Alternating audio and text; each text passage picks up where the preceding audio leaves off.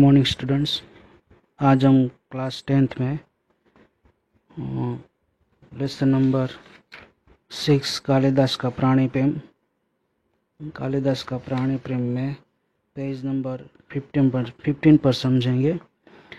अंबिका कहती है कि इस घर के तल्प और आस्तरण हरिण शावकों के लिए नहीं है। अंबिका यानी कि मल्लिका की पत्नी अंबिका कहती है कि इस घर के तल्प और आस्तरण हरिण शावकों के लिए नहीं है, इनकी हिरण के बच्चों के लिए नहीं है। मल्लिका कहती है कि तुम देख रही हो माँ। अंबिका कहती कि हाँ देख रही हूँ, इसलिए तो कह रही हूँ। तल्प और आस्तरण यानी कि जो बिछोना होता है उसको आस्तरण कहते हैं। मनुष्य के सोने के लिए है, आस्तरण पशुओं के लिए नहीं है, ऐसा अंबिका कहती है। कालिदास कहते हैं कि इसे मुझे दे दो। मल्लिका ब्रैकेट में लिखा है दूध का भाजन नीचे रख देता है, यानी कि दूध का बर्तन नीचे रख देता है और बढ़कर हरिण शावक को अपनी बाहों में ले लेता है। इसके लिए मेरी बाहों का आस्तरण ही पर्याप्त होगा। कालिदास कहते हैं कि इसके लिए हिरण के शावक के लिए मेरे बाहों का आस्तरण वही पर्याप्त होगा, वही इनफ होगा। मैं इसे घर ले जाऊंगा। ब्रैकेट में लिखा है कि द्वार की ओर चल देता है, यानी कि दरवाजे की तरफ चलता है कालिदास। दंतुल कहता है कि और राजपुरुष दंतुल तुम्हें ले जाते देखता रहेगा। दंतुल कहता है कि और राजपुरुष दंतुल तुम्हें ले जाते देखता रहेगा। कालिदास कहता है कि यह राजपुरुष की रुचि पर निर्भर करता है, यानी कि कालिदास ये कहता है कि यह राजपुरुष की रुचि यानी कि उसके स्वभाव पर डिपेंड करता है। ब्रैकेट में लिखा है कि बिना उसकी और देखे ड्योढ़ी में चला जाता है, यानी कि बिना उसकी और देखे दरवाजे में चला जाता है। दंतुल कहता है कि राजपुरुष की रुचि अरुचि क्या होती है। राजपुरुष की रुचि, इसकी इच्छा अनिच्छा क्या होती है। संभवतः इसका परिचय तुम्हें देना आवश्यक होगा। हकीकत में इसका परिचय तुम्हें देना आवश्यक होगा। ब्रैकेट में लिखा है कि कालिदास बाहर चला जाता है। कालिदास बाहर चला जाता है, केवल उसका शब्द ही सुनाई देता है, केवल उसका शब्द ही सुनाई देता है। कालिदास कहता है संभवतः, हकीकत में दंतुल कहते हैं संभवतः, हकीकत में। ब्रैकेट में लिखा है कि तलवार की मूठ पर हाथ रखे उसके पीछे जाना चाहता है। तलवार की मूठ पर यानी कि तलवार के हाथे पर हाथ रखे उसके पीछे जाना चाहता है दंतुल। मल्लिका शीघ्रता से द्वार के सामने खड़ी हो जाती है।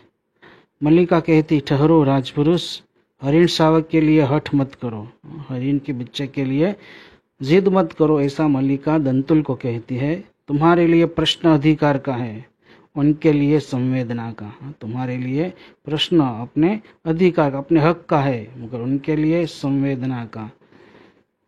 संवेदना यानी कि जो मनुष्य पशुओं के प्रति जो प्रेम होता है उसको संवेदना कहते हैं।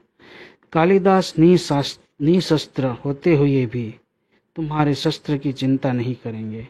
कालिदास निशस्त्र यानी कि बिना शस्त्र के होते हुए भी तुम्हारे शस्त्र की चिंता नहीं करेंगे। दंतुल कहते हैं कि कालिदास तुम्हारा अर्थ है कि मैं जिनसे हरिण शावक के लिए तर्क कर रहा था वे कवि कालिदास है।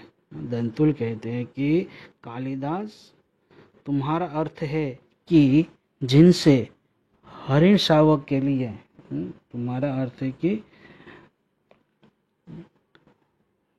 कालिदास तुम्हारा अर्थ है कि मैं जिनसे हरिण शावक के लिए तर्क कर रहा था, जो विवाद कर रहा था, जो दलील कर रहा था, वे कालिदास है।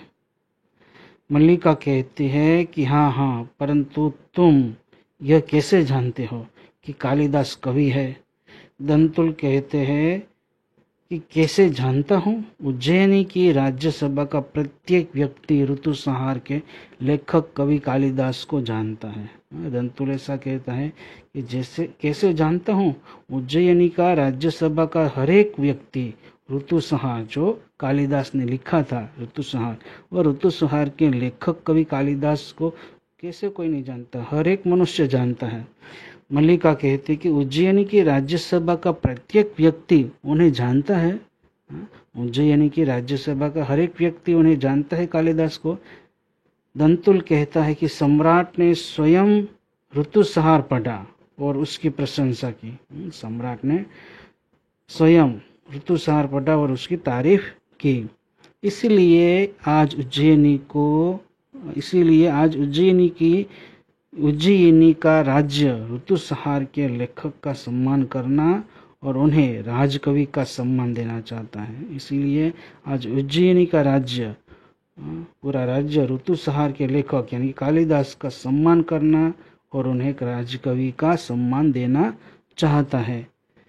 आचार्य वररुचि इसी उद्देश्य से उज्जैनी से यहाँ आए हैं। आचार्य जो वररुचि थे वो इसी उद्देश्य के लिए उज्जैनी से यहाँ आए हैं, कालिदास को सम्मान देने के लिए। ब्रैकेट में लिखा है कि मल्लिका सुनकर स्तंभित हो जा रहती है। स्तंभित यानी कि आश्चर्यचकित हो जाती है मल्लिका। मल्लिका कहती है कि उज्जैनी का राज्य उन्हें सम्मान देना चाहता है, कालिदास को सम्मान देना चाहता है, राजकवि का आसन।